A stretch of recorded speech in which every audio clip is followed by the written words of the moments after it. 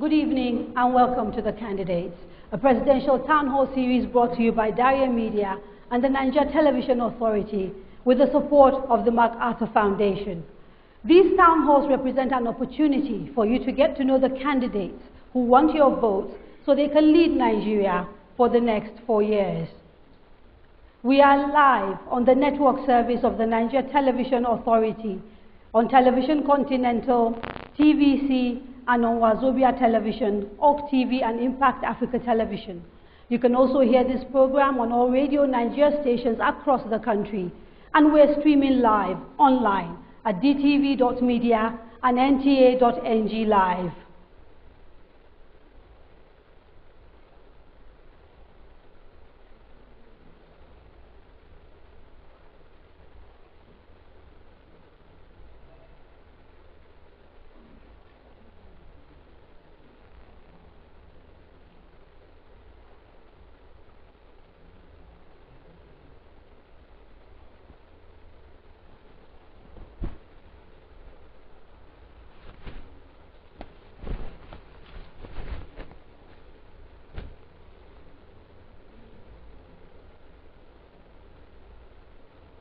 Today, we are in conversation with the presidential and vice presidential candidates of the People's Democratic Party, the PDP, Nigeria's former vice president, Alhaji Atiku Abubakar, and the former governor of Anambra State, Mr. Peter Obi.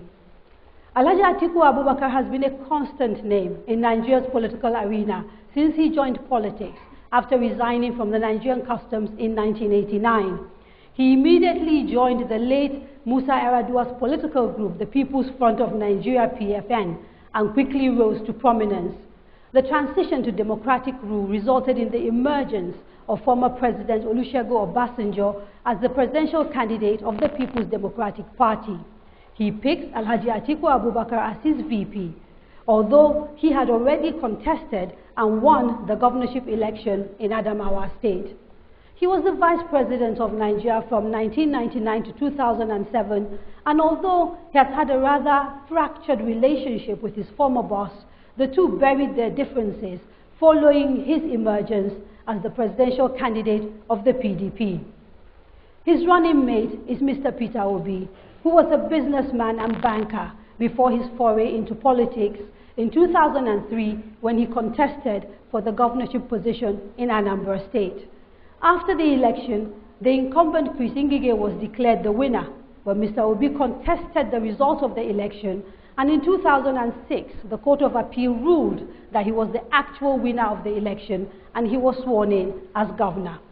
However, less than a year after he became governor, he was impeached by the PDP-dominated House of Assembly, and his deputy was made governor. Again, Mr. Obi challenged his impeachment in court and he was reinstated in 2007.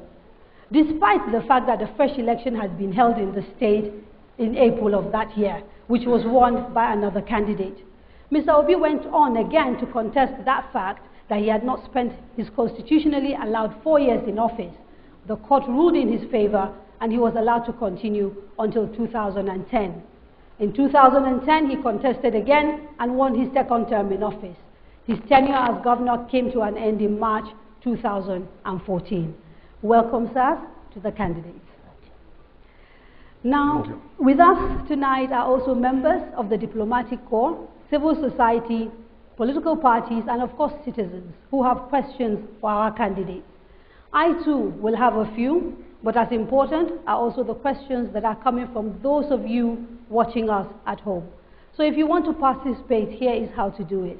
Send your questions on any of the following social media handles.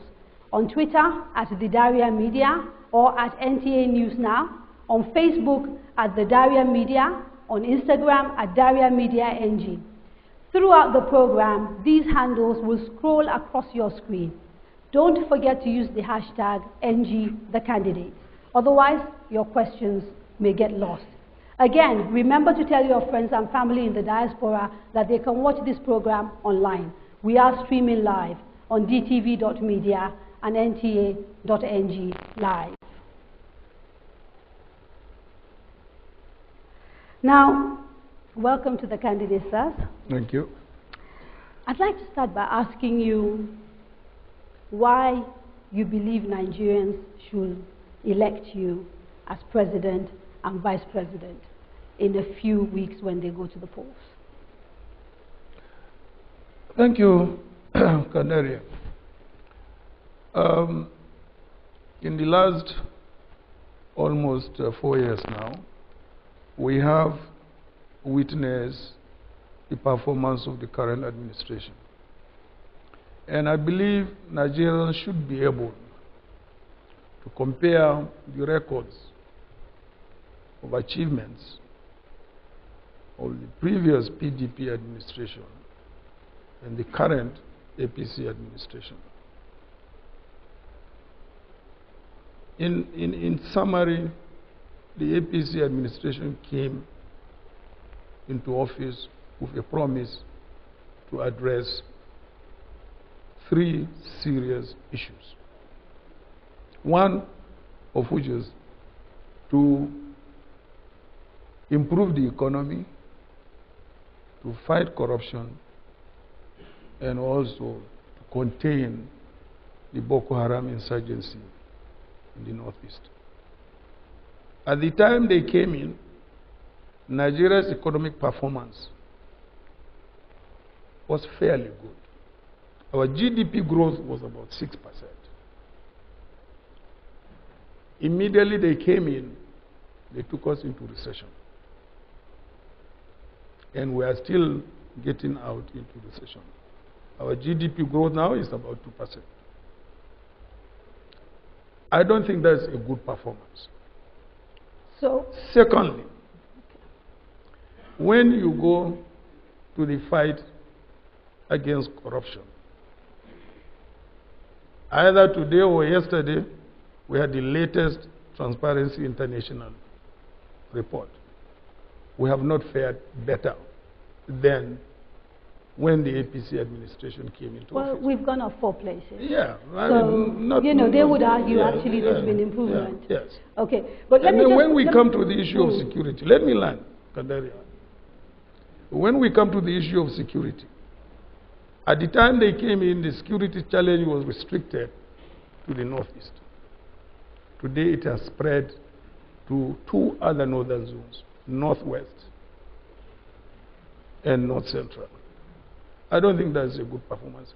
So on the basis of that, I think Nigerians need to know that the current APC administration has really not performed to their expectations. Okay, so your estimation is that they're not doing well. But that can be your qualification for becoming president, because alongside you, there are 2, 3 other people who think that they should be president. And so my question is quite specific. Why you? Why me? Because I'm bringing quite a lot of on the table. I would like to claim that amongst us, as far as experience is concerned, I'm the most experienced. Secondly, I'm also bringing my business experience, which I acquired over a long period, almost 2 decades after leaving public service. And of course, thirdly, I believe that I am a candidate for the future, because I try to bridge the current generation with the future generation. So. Now, let me bring in Mr. Obi here. Alhaji Atiku has talked about the fact that he's a bridge between the future and the present. And yet he is, I believe, in his 70s. There was a time when you were very critical of candidates in their 70s. In fact, in a conversation I had with you, in an interview I did with you, you bemoaned the fact that Nigeria was having older candidates. And yet here you are contesting for office with a man of a certain age. Why is that? Well, Claire, let me go back and a bit and support the position of the candidate. Why him and why I should be there to support them. Today we have record insecurity that this country has not witnessed. We have record unemployment. We have 21 Nigerian youths unemployed in their productive age. Today we have a record out-of-school children, 13.5 million. We have, if you look at all indices of development, it's gotten worse. Our HEI now is 157, which is one of the lowest. And inequality, we are 157 over 157. Stress, we are 148 out of 150. In fact, you can go on and on. In security, we are now number 3 after Afghanistan and Iraq. And it's predicted we will be worse than them. So when you look at all this record, you need somebody with experience. Somebody that can, one, we're so divided today, that can unify the country. And we will get an opportunity. You're talking about issue of age. So I'm looking at the experience.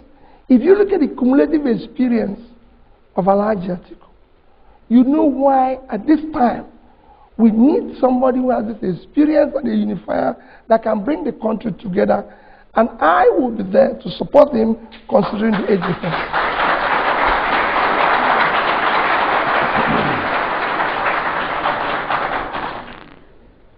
When we talk about suitability of office, the biggest issue that comes up again and again when people talk about your candidacy is that of corruption. People allege that you have question marks around your integrity.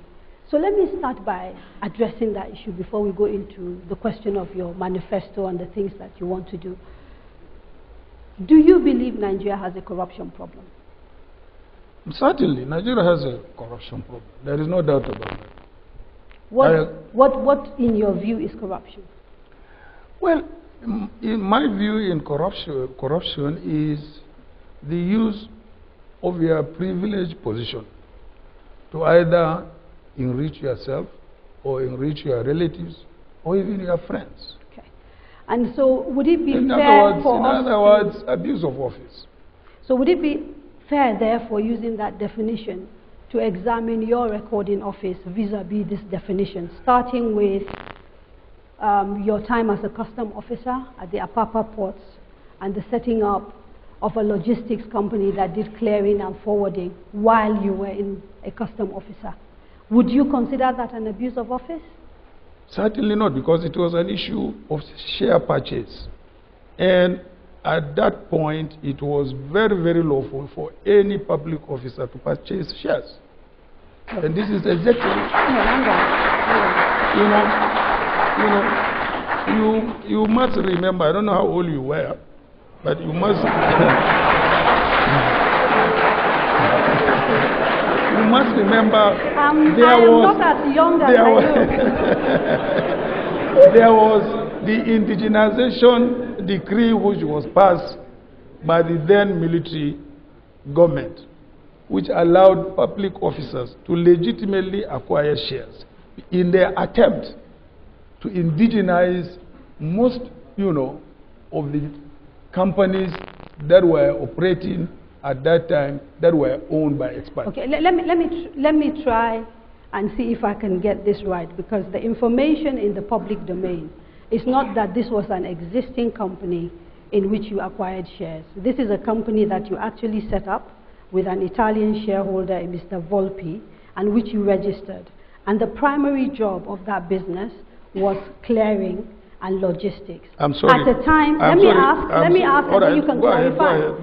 At a time when you were a customs officer who was responsible actually for making sure that the business of clearing and forwarding was done lawfully and that Nigeria was paid duty according to all the rules that were laid down. Now, is that information that's in the public domain accurate or not?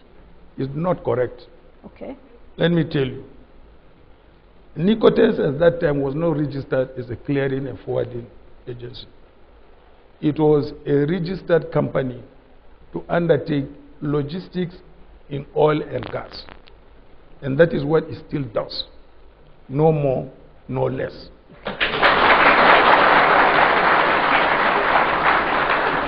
This is the same company that transformed and metamorphosized into Intel. That's right. And which in 2006, was given extended 25-year concession in some key ports in this country. But more than that, it was given monopoly for the oil and gas sector at a time when you were the Vice President of Nigeria. Again, do you see that this could be a moral problem or not? Again, you are very, very incorrect. Okay, please correct us. Because the issue of monopoly was not there. There were still companies that we met in the ports that were doing exactly what Intels was doing. So there is no question of monopoly. It's a complete misrepresentation of the facts. There was no monopoly at all. Calabar, Warri, One, all concessions to you and nobody else. No, it's not all of One. It's not all of Warri. It's not all of the oil Calabar. and gas business, the logistics oil and gas business was there was competition, and there is still competition. No, now there is. No, there was. There was still competition. Okay, so you know, what you should have done was to make or conduct a research. I did. They are where? I did. What was Browell doing? This is. No, I was asking. This is on your company website, by the way. This is not information from an outsider. No, I'm taking this from your company website. But you should have also cross-checked to see whether what the company was saying is correct or not. Your company made a mistake about the fact that they have a monopoly. Is quite possible. Okay. Let me turn to Mr. Obi, because you have similar allegations against you of a conflict of interest. When you were governor of Anambra State, you invested in a brewery. You put money worth about 2 billion naira of the state money in a brewery, Interfact, I think, beverages. Your company next, according to the Corporate Affairs Commission, is a major shareholder in this particular brewery. How can you justify that you took money belonging to Anambra State and the people of Anambra State and invested it in a business in which you are a major shareholder? Thank you very much. I brought international breweries into Nigeria. SBM Miller. I brought them into Nigeria. And as the governor of the state, they built a greenfield facility in the state. And they came to me and said, as our partner, we want you to own 15% of this company. And I said to them, no. Right now, I'm a governor of a state. I know the future of this brewery. I want the state to own 10%. And since I'm no longer involved in this company, they can own 5%. They are putting $30 million of state money there, is now worth $100 million. And it's still there. And it's still there. No other state in this country has such investment. How much have you personally made from that brewery? I have no investment there, not 1 naira. No, hang on. Next is a business that is associated with you. And according to the Corporate Affairs Commission, Next is a shareholder. Go to Corporate Affairs today. If you see P2B as owner of 1 share, I didn't say 1 share. It doesn't exist. No. Next. Are you disassociating yourself from Thank you very much. Next is a family company started by my own parents. As a son, as their own child. I ran it at a time when I became governor. I had nothing to do with Next. Okay, so how much has your family made from the investment? Thank you very much. How much has your... No, this is a serious question. I'm sorry. I'm sorry. I am sorry. Please, very good question. Nigerians are watching this, okay? Very good question. Okay? No. Let's ask this question. You took money belonging to Anambra State government and put it in a company in which your family has interest. That's what you're telling me. No, let me tell you. Look at what you're saying. I bought shares in banks. Let me tell you what I did. It wasn't only in that I invested. I invested $50 million of Anambra state money in power sector. I invested another over several billions in banks, including banks where I have share. I was investing for the future of the state. It doesn't matter whether I have shares there or not. But so, if the shares is making profit, so if I have an opportunity of building a future for the state, shouldn't I have done that? Okay, so can we agree that in your view, as long as you are making money for the state, if some of that money finds its way into your pocket, it's not a problem? Never. No, no. Is that what you're saying? No, I'm trying to get clarity. No, no, let me tell you. Yeah, no, let me clarify. Okay. I left office. I left office in this country. Living in Anambra State, with an investment and cash of 75 billion naira. It's never happened in this country. The day I left office, I had Infidelity Bank, $56 million, 12 billion naira for Anambra State. I had in Diamond Bank, $50 million, 12 billion naira for Anambra State. I had in Access Bank, $50 million, 12 billion naira for Anambra State. Show me in the history of this country where anybody has left 10% of that. Thank you. And we are going to come back and talk about, you know, your track record as governor. But let me come back to Alhaji Atiku Abubakar. In your manifesto, you have a plan for tackling corruption, which you've agreed is a problem in this country. What is it? I'd like to hear what you plan to do. I have said that there is need for us to go by the adage of the English saying, which says prevention is better than cure. We can have both going side by side. Punitive measures, preventive measures. And my point is that we should be able to introduce technology in our public service. We should be able to introduce technology even in the private sector, so that relationship between members of the public and government is not personal. I gave an example of the United Arab Emirates, whose citizens are not as educated as Nigeria. And yet, by introducing technology in their public service, they have virtually eliminated corruption in the sense that there is no personal contact between. You can stay in your room on your computer, apply for whatever license you want to apply, and you get approval. Okay, so basically you want to... So I really want... automate everything. Yes, right. to automate, you know, the public service and make sure that contact to contact, which brings about the tendency, you know, for corruption, that one is eliminated. If you eliminate that, then you would have succeeded in reducing the incidence of corruption to the barest minimum. Okay, so I'm going to start taking questions because, you know, it's not just me talking, and some of them we collected from people online, and we'll take some from people at home. But let me start with Mr. Ayo Ali, and he basically said, will you make EFCC fully independent and mandate them to go after everyone, even your friends?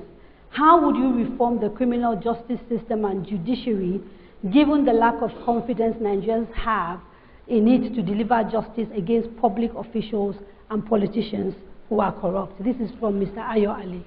My quarrel with our judicial system is that there is too much delay.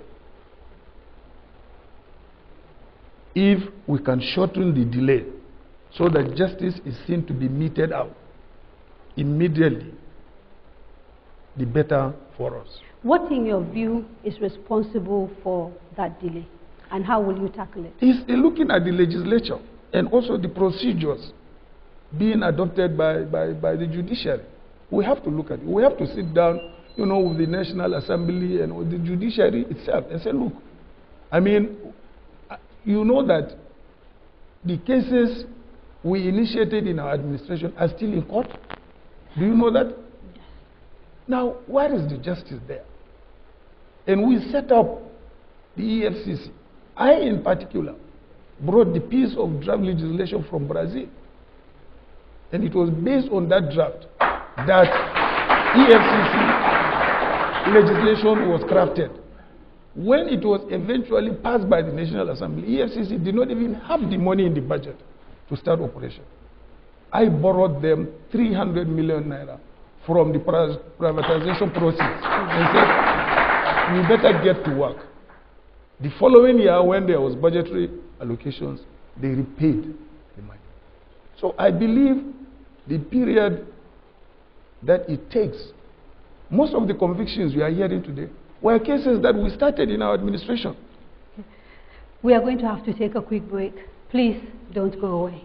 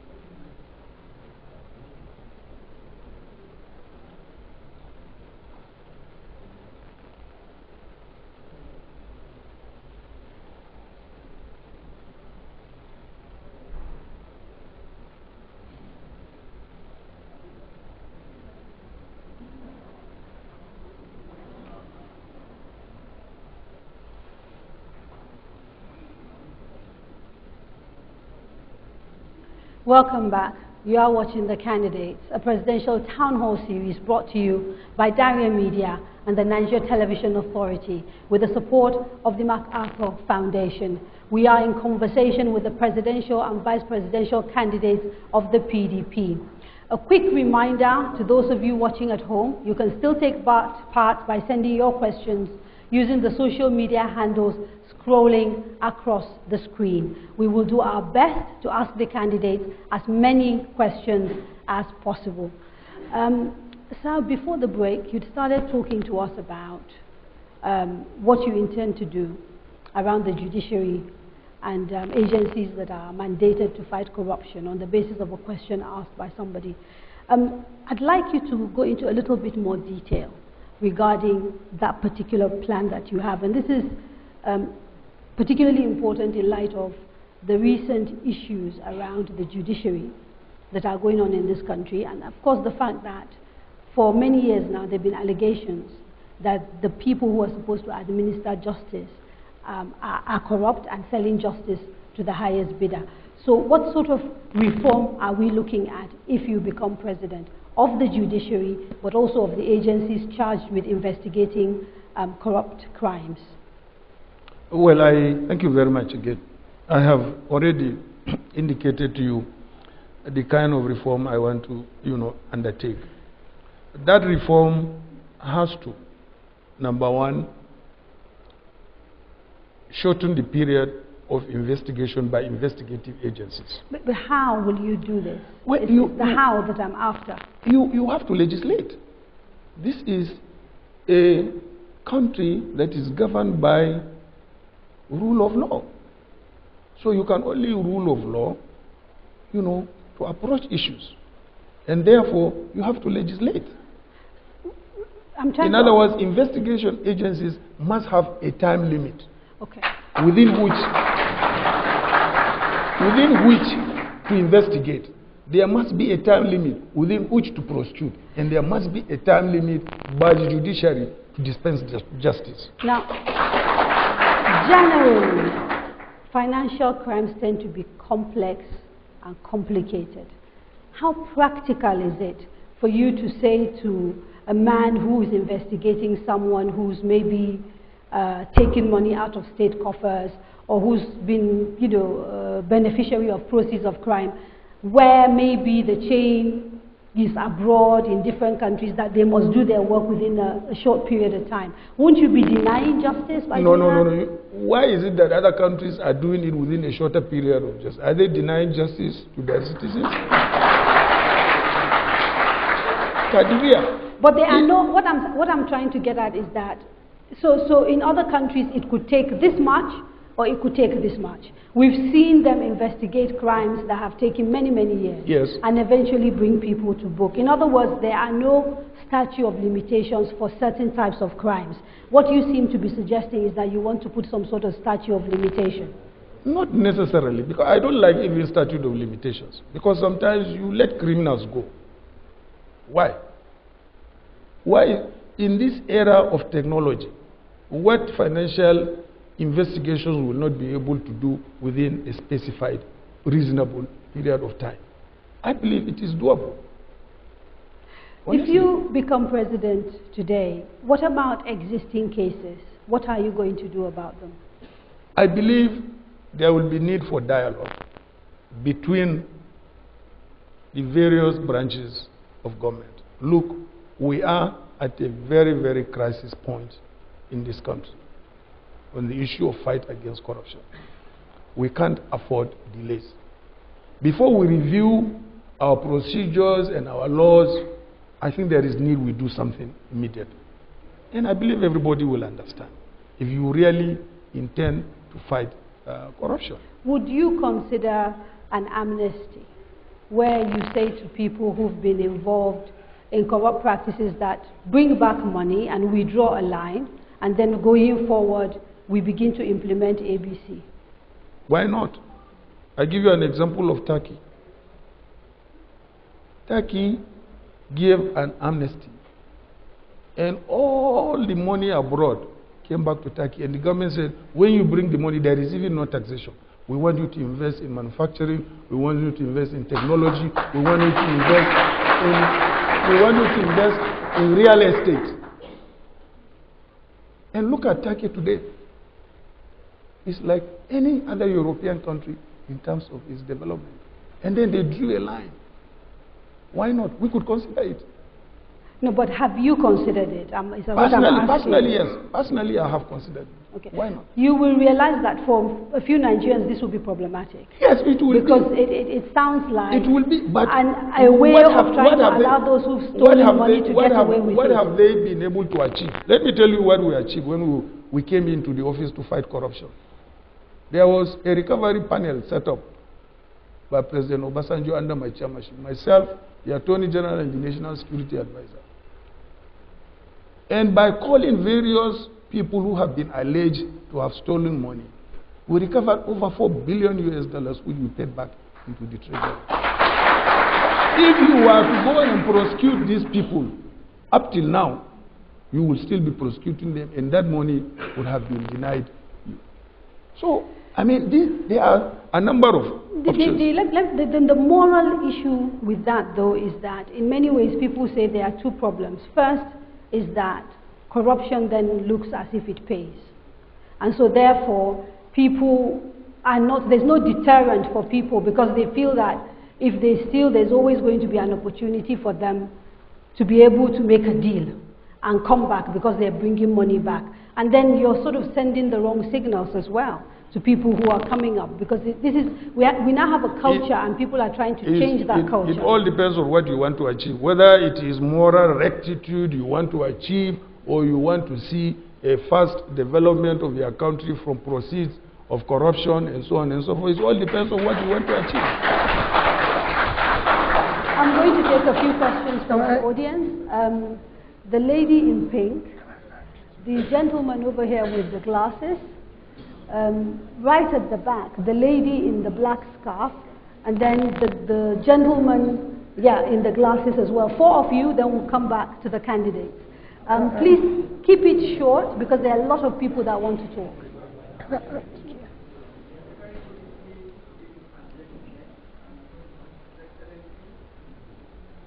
Please, can you move a bit closer to the mic? Yes, thank you. My name is Halima. I am an integrated marketing communication professional. And I like to say that we have spoken passionately about youth unemployment. Youth unemployment is linked to insecurity, drug abuse, and other crises. How are you going to ensure that the youth of this country are employed? Okay. So that they will be focused and be productive in Nigeria as an economy. Thank you. I'm going to have to suspend the audience questions because that mic has a problem. And so I'm going to just keep talking to the candidates until that mic is sorted. My apologies that we're having a technical problem. Because I mean, we're going to talk about your economic plan and all of that, but on the issue of corruption again, just one last conversation and then we move to the economy. The United States Senate Committee mentioned your wife by name in a case involving a German company, Siemens, which actually was fined and faced charges of corruption. What are your views regarding that specific case in which your wife was fingered? My view about it is that my wife has not been indicted, my wife has not been charged. So because she has not been indicted, she has not been charged, I don't accept that view. Do you feel the need to clear this, that there's like a moral burden on you to actually clear her name? Because the report was quite specific. I'm sure you know the report. Yeah, I know. I am aware of the report. Yes. It was quite specific about what it is claimed she did. And there was no doubt that these huge sums of money were found in her account. And a company was fined for paying her at least $2 million. The company was fined for a number of offenses it committed, not necessarily on the issue of my wife's account. What I can tell you is that my wife has never been indicted and she has never been charged. So there is no way you can hold my wife accountable. If my wife is an American, mark you, she is an American, there is no way they will not have charged her to court or indicted her. Has she been to America since that report She has came been out? traveling to America. Okay. She's been traveling to America. She goes and comes very, very regularly. Okay. So you wanted to say something. So you... Yeah, just to add on this issue of corruption, because you've been going on in it, which is critical. But the question to ask, is it better to have an amnesty where somebody we said we're not going to look at yesterday, bring back the money and invest it, and have to regenerate the economy and create jobs, or that you join another party and it becomes a safe haven and you can keep it?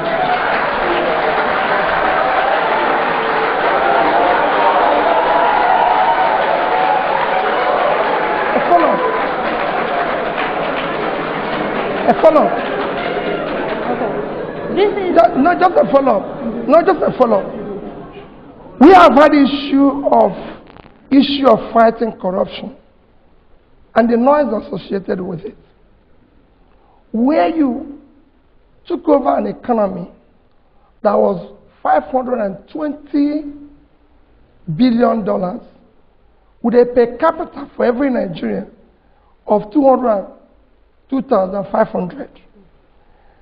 And you abandoned about growing the economy and was busy chasing what seemingly does not exist in your phone. And then you ended up not recovering even $5 billion, okay, so and the economy have lost okay, so 120-something billion. There are two issues. We are now where every Nigerian per capita is below 2,000. Okay, so let's deal. So we have all lost $500. So let's deal while you're busy, not adding anything. Okay, so let's deal with the two issues. The issue of the economy, which other critics will argue is actually a direct result of 16 years of a PDP government, and we'll come back to that.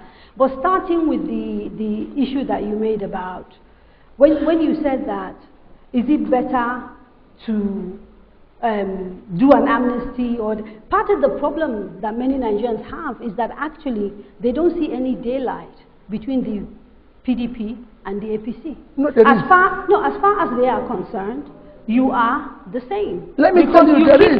No, let me finish. The Nigerian politician seems to have no issues moving from one party to the other, depending on which party is going to allow him to contest. And the two of you sitting here are no exception. There actually is. Who is an exception, if I may ask you? Is it President Buhari who had 4 parties? Who is an exception?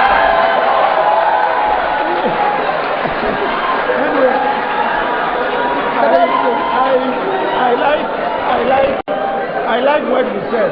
It is exactly the point I'm making. It's exactly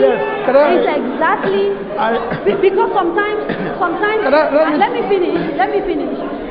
On this program alone, we've had 2 other parties that offer alternatives to both the APC and to the PDP. And the people who are followers of this party point to this particular issue as one of the reasons why people should vote neither for the PDP nor for the APC. They see you as the same. Let me tell you the difference.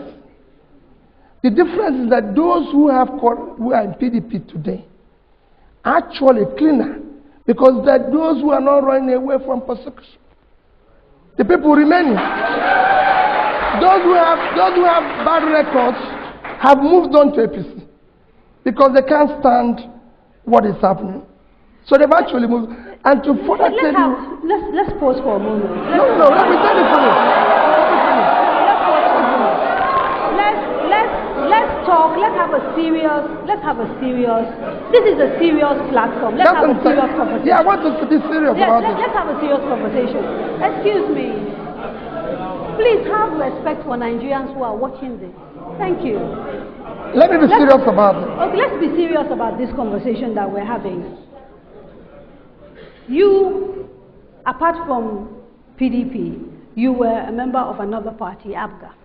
And in fact, part of the criticism against you from a few people that I spoke to in Anambra, including newspaper articles that I researched, is that you had an opportunity to build ABGA, to be a third national party, and you abandoned it. And the reason you abandoned it, presumably, or I was told, is because you felt it did not allow you to play politics at the center. So I'm trying to understand this issue of Nigerian politicians who... No, what is wrong in that? If I have to go to London, Canary, and I have a vehicle, and I can drive my car from Lagos, from Onitsha to Lagos, and I found that I can't drive the same car to London and join a plane, what is wrong with it?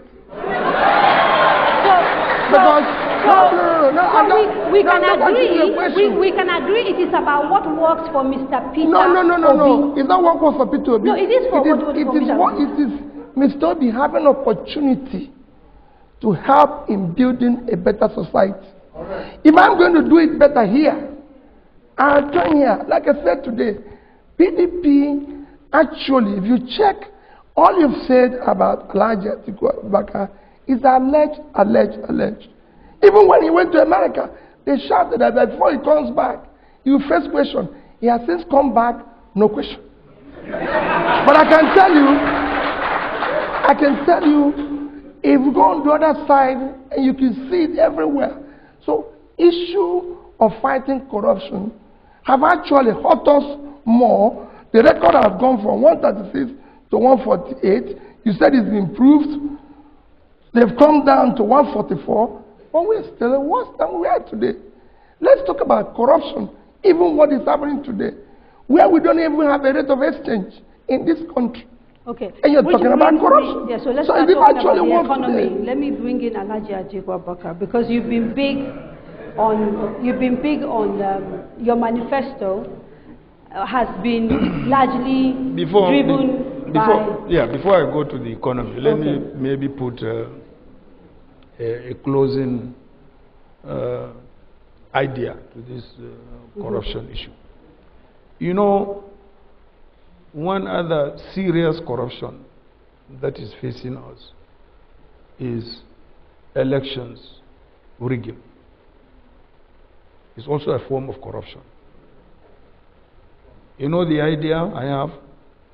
Why can't we not have an election fraud commission?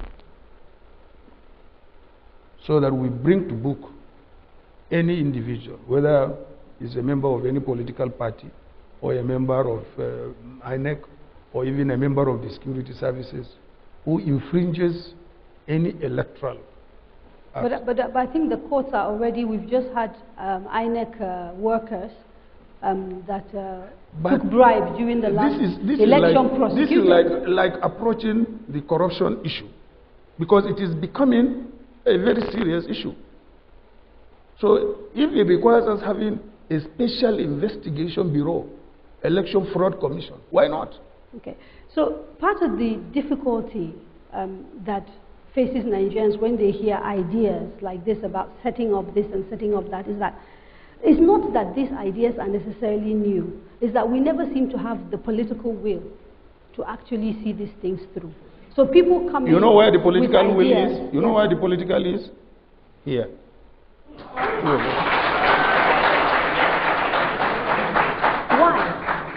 Why? Why? Because we have been successful both in government, in public, and in private. This country, let me tell you, this country requires a leadership that is pro-business, pro-private sector, so that we can get out of this mess we have found ourselves. 21 million young men and women unemployed. We have never had it this bad in this country. Okay, so let's talk about that. Let's talk about that. Let's be quite specific about that. What are you going to do about that? You keep talking about making Nigeria better in specific terms, because talking about the economy in terms of private sector led seems as if you're trying to build a government for the rich, by the rich. Where are the plans for the poorest of the poor? I want to hear those plans. Now, you see, we had more people in the middle class bracket during the PDP administration than we have in the APC administration of today. The middle class is completely eliminated. I'm not And you have necessarily... to you have to have a middle class before you can uplift the ones in the bottom, because it doesn't just happen like that. So essentially, if you become president come May, if you're sworn in and you win elections in February, Nigeria's poor people have to wait a little while for you to build a... So I'm trying to understand. No. So please... Are you a socialist? No, I'm not. But our people, everybody agrees that the situation of our people is very dire. Very dire. Right? And that the gap between the rich and the poor and inequality is growing. And I'm trying to understand what you, as a president, will do for the poorest of the poor. I'm kind of clear that your government and your plan, you have a place for businessmen. You have a place for international investors.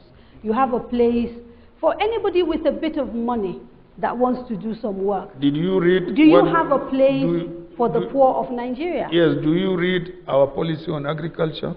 I'm trying to look at it now, but it's short on the how. Yeah. No, it's short on the how. Let me tell you. It's short on the how. Yes. Now, and it's not that different from what has been done before. One of our major plans is to create jobs. And the greatest job creation sector in this country is the agri sector. And our agri policy seeks to really empower the farmers to be more commercially oriented. Where they cannot, we have a system whereby they will be supported and assisted, to be. I have never seen a... How is it different from the current Anchor Borrowers Program and NISRAL, which is being run But the out Anchor of the Borrowers CBN? go to KBNC. Go to KBNC, whether it's not fake. It's fake. That's not what some people say. You go to KB2, you see the rice farmers as well. Yes, you have the rice farmers, but how many of them? Few of them like that. So instead of them to expand. Okay, so it's the same program, but you would just do it better. In fact, the PDP was doing it better. When we introduced the purchase of fertilizer on your mobile phone, and we had our agricultural output was much higher than the present administration. Okay, let me ask about, because I'm really concerned about your manifesto as it pertains to private sector driven economic growth, because your policy document talks about lifting up to 50 million out of poverty by 2025. But again, I'm not sure that I am understanding the how. Okay. The how is a little bit, iffy. Okay. Let me give you just one illustration what I try to do, locally. Kadiria, I set up a few years ago a microfinance bank. I brought in somebody from Bangladesh. When it comes to the issue of microfinance, they are the best experts in the world. And I told him, look, I want to move families out of poverty. And I want you to dedicate 80% of your loans to women. Do you know how many families we have lifted out of poverty? 45,000. If in Adamawa State, in the northeast. So if in that small area, I could lift 45,000 families out of poverty through my one single microfinance bank, which is now going to be a regional micro because it's so successful, because the recovery rate is 98% because these women are paying. Okay. So it's quite possible.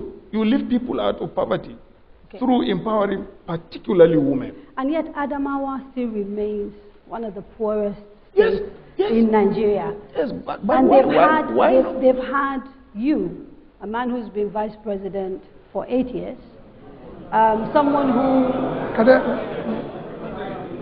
I am going to ask the questions no matter how you shout, so you might as well just let me talk. I am going to ask the questions. Ask. So the Adamawa still remains one of the poorest countries, and therefore, if you talk about people who want to look at antecedents, because you kept talking about your record, and so it's a fair question for people to ask, if your home state has not seen an appreciable change as a result of your major sitting in an office of that of the vice president, why should we believe you would do better for the rest of Nigeria? Again, you have got it wrong, because you didn't try to compare what was it before and now. Today, give us the numbers. I may not be able to give you the numbers, but today... So I can tell you. Oh, well, you can tell me, but then you have to convince me that you have the right... I have the numbers. So Adamawa has, for the last 20 years, come in sort of 26, 27 in the index of poor states in Nigeria. It hasn't shifted much. Maybe one place in the last 20 years. Then it cannot be one place in the last 20 years. It must be maybe in the last 10 years. No. I'm talking about 20 years. I looked at the numbers before coming in here. Because it's one of the things that I wanted to talk to you about. But it has shifted. As it is your state. But it has shifted. A little bit. So one single individual is able to make that shift. So imagine if it is... But isn't that part of the problem, actually? That how? In all your influence, you've not been able to build another you in Adamawa or someone close to you. Do you know how long it took me? That is all about you. Do you know how long it took me to be what I am? Do you know from what background I came? Okay. So I was told when I was researching this that there are two major employers in Adamawa. One is the state government, and the second is you. Yeah. And part of the conversation we had was how come the economy of Adamawa is not getting bigger enough. This is a place, like you pointed out, rich in agriculture and a lot of other things, and yet people are stuck in poverty. They've had people at the highest possible office, and this is the conversation. And the same thing with Anambra, because you talked about leaving money in your coffers. The problem people say is, yes, you left money, but actually the kind of things that you could have done. So you built roads. These are like mundane things that anybody with a bit of money could have done. And that there's nothing tangible that could transform Anambra that you did while you were in office. How will you respond to that? Let me go back to the issue where you discussed about job creation and about what you said about Alhaji ATIKU. You showed it clearly that in Adamawa, the two major employers is government and him. Let me tell you what you've said. You've actually said that as an individual, he's made a success of his life. And using that experience, Kadere, if a person can manage a kobo, he can manage an naira. You've shown success in her own little space. And using this experience, he wants to transform it into a national issue. The people who are there today and those who are arguing don't have such experience. So they don't have such experience. You cannot say of any other presidential candidate that after his state is the major employer. Show me one. None of them. So you have not seen what I'm saying about his experience. It is this experience that you can, it is this experience that is going to transform. When you mention issue of job creation, let me add to what he said about when he's going to create 50 million jobs. This is not rocket science. It's been done everywhere globally. Let me just give you an example. Within the last 2 years, India was the highest country with the highest people living with extreme poverty. In 2015, it was 176 million. Nigeria was then about 70. Today, Nigeria is above 90. In fact, World Bank report this year said we're going to top 100. We're getting worse. India have now moved from 176 to 76. So India, in 3 years, have been able to pull out 100 million people out of poverty. Whatever they did to achieve that, we can learn and do exactly that. What we have today in government is that you have people who are incapable of learning becoming teachers. We can learn what they're doing. Okay. You know what Nigeria went to India to do recently? Yeah. To borrow $100 million for ICT. Let's stop borrowing and learn what they're doing to improve their economy. Again, in the issue of job creation, the easiest way to create jobs is to empower your micro, small, and medium business. Okay, they are the greatest employer everywhere in the world. You realize that this government actually does have programs doing that. And so the question, let me tell you, the question is always going to be, how is your program we are going to move, different let me tell you, from what is already being done? Thank you very much. Let me tell you why, the difference. It took this government 3 years to even formulate a program. They were in office for 3 years. ATIKU already have a program. So it's going to move immediately to program implementation, not formulation. We took this for 3 years. And that 3 years was wasted trying to formulate what you can see have fallen like a pack of cards. Because if it took you 2 years to say, I'm going to achieve 4% growth